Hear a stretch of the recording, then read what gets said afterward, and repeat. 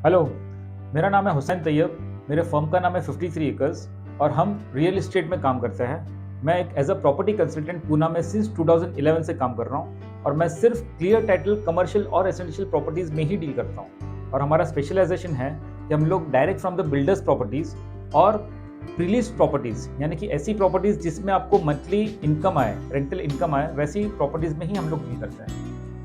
Real estate में investment करना आपकी लाइफ का सबसे इंपॉर्टेंट डिसीजन है।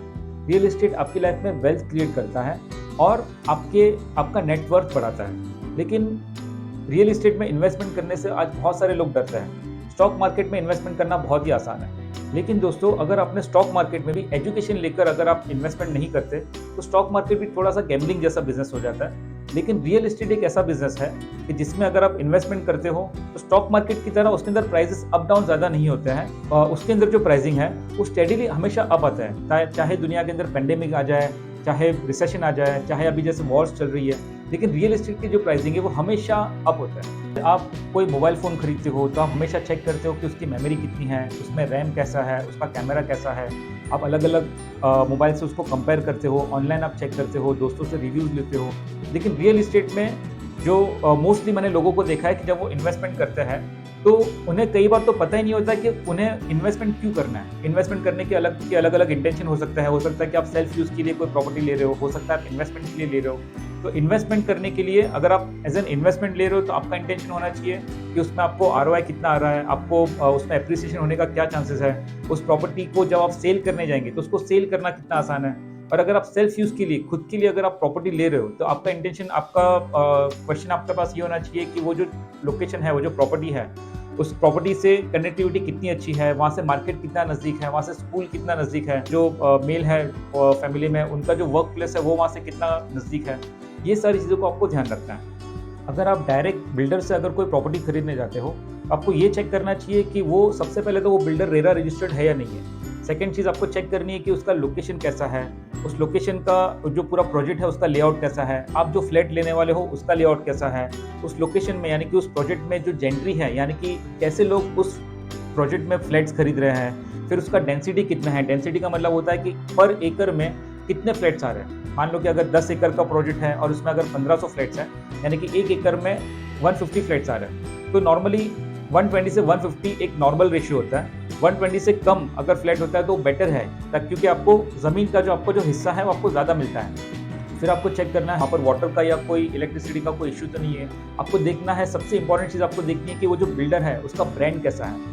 उसने उससे पहले अगर कोई प्रोजेक्ट को कंप्लीट किया है तो वहाँ पर जो लोग रहते हैं उनका उस बिल्डर के बारे में क्या रिव्यू है, आपको वो चेक करना चाहिए। उस प्रोजेक्ट का क्वालिटी ऑफ कंस्ट्रक्शन कैसा है, क्या वो माई वन कंस्ट्रक्शन में बना रहा है या तो फिर वो रेड ब्रिक्स का इस्तेमाल कर रहा है, फ्लाई एज की जो ब्रिक्स आती है उसका इस्तेमाल कर रहा है, या तो कंक्रीट ब्रिक्स का इस्तेमाल कर रहा है। ये बहुत ही छोटे छोटे फैक्टर्स है जो आपको चेक करने चाहिए, क्योंकि ये सारे फैक्टर्स को मिलाकर उसका सही प्राइस आता है। कई बार हो सकता है कि उसका क्वालिटी ऑफ कंस्ट्रक्शन कम हो, लेकिन उसके सामने वो जो प्राइस कमांड कर रहा है वो ज़्यादा हो सकता है। अब ये चेक करिए कि वो जो प्राइस जो बिल्डर मांग रहा है वो बेसिक प्राइस है या ऑल इंक्लूसिव प्राइस है।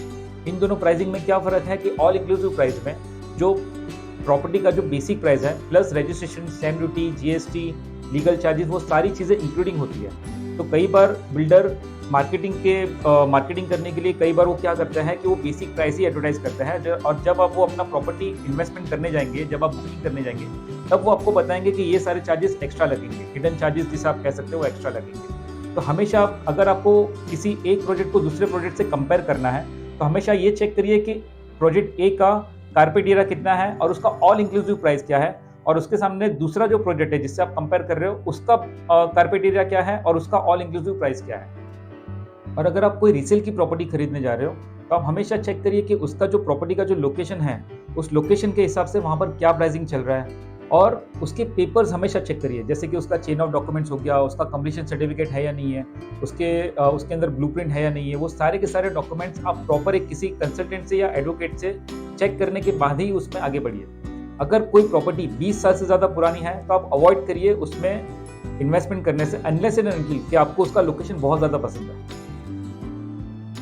अगर आप कोई प्रॉपर्टी सिर्फ इन्वेस्टमेंट करने के लिए परचेज कर रहे हो तो उसमें 3 चीज़ों का हमेशा ध्यान रखिए। पहली चीज़ ये है कि उसमें आपको रेंटल इनकम आपको कितना मिल सकता है। नॉर्मल जो मार्केट का जो ट्रेंड है वो 4 to 5% मिनिमम होता है रेसिडेंशियल प्रॉपर्टीज में, और कमर्शियल प्रॉपर्टीज में 5 to 6% जितना आपको मिल सकता है। लेकिन कई बार कई सारी प्रॉपर्टीज 8 to 10% भी ऑफर करती है।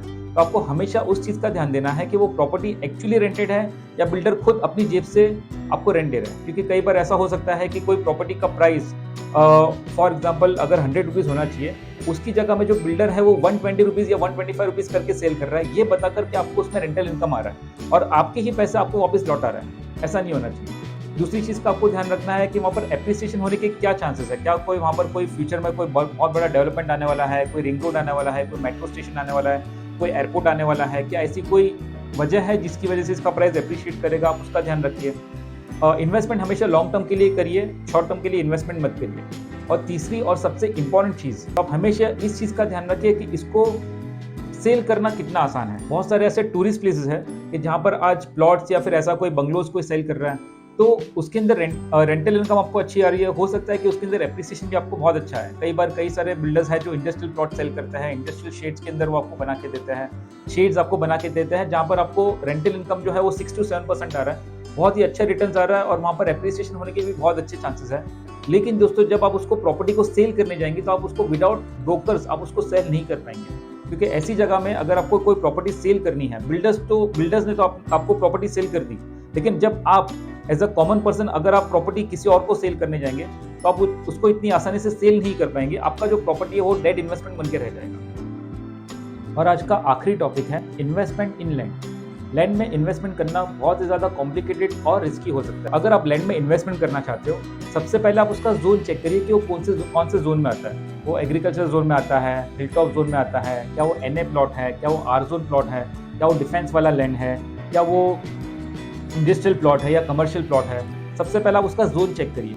दूसरा आप चेक करिए कि आपका प्लॉट में इन्वेस्टमेंट करने का इंटेंशन क्या है। आप खुद का फार्म हाउस बनाना चाहते हो तो आप एग्रीकल्चर प्लॉट ले सकते हो। अगर आप खुद का कोई इंडस्ट्री शुरू करना चाहते हो तो आप इंडस्ट्रियल जोन में आपको प्लॉट लेना चाहिए। अगर आप विद इन द सिटी कोई सोसाइटी के अंदर अगर आपको कोई प्लॉट लेना है तो आप NA प्लॉट ले सकते हो। इसमें बहुत सारे कॉम्प्लिकेशंस या रिस्क फैक्टर्स क्या आता है कि जैसे अगर आपने सिटी से बाहर अगर आपने कोई प्लॉट लिया तो हो सकता है कि उसमें पेपर्स में कोई लिटिगेशन हो या तो कोई और आपके प्लॉट के ऊपर कब्जा कर सकता है। ये सारे प्रॉब्लम्स आप फेस कर सकते हो। कई बार ऐसा होता है कि बहुत सारे डेवलपर्स ऐसा भी करते हैं कि एग्रीकल्चर प्लॉट्स के छोटे छोटे टुकड़े करके उसको गुंठेवारी के प्लॉट्स बना के बेचते हैं, जो एक्चुअल में इलीगल है। क्योंकि उसमें 7/12 पूरा 7/12 आपके नाम पर नहीं होता है और आप जब उसको बेचने जाएंगे तब आपको उसमें प्रॉब्लम हो सकता है। या तो जब अगर आपने उसमें कोई कंस्ट्रक्शन किया तो वो इलीगल कंस्ट्रक्शन में गिना जाएगा और चांसेस है कि आपको कंस्ट्रक्शन गवर्नमेंट आकर तोड़ दे। तो अगर आप लैंड में इन्वेस्टमेंट करना चाहते हो तो हमेशा किसी कंसल्टेंट या किसी लीगल एक्सपर्ट को साथ में रखने के बाद ही आप लैंड में इन्वेस्टमेंट करिए। तो ये कुछ चीज़ें थी जो आज मैंने आपको एजुकेट करने की कोशिश की।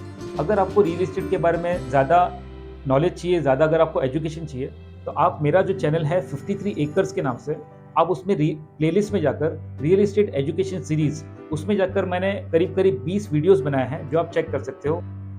और अगर आप पुणे में रियल एस्टेट में प्रॉपर्टीज़ में इन्वेस्टमेंट करना चाहते हो तो आप मुझे इस नंबर के ऊपर ज़रूर कॉन्टैक्ट करिए।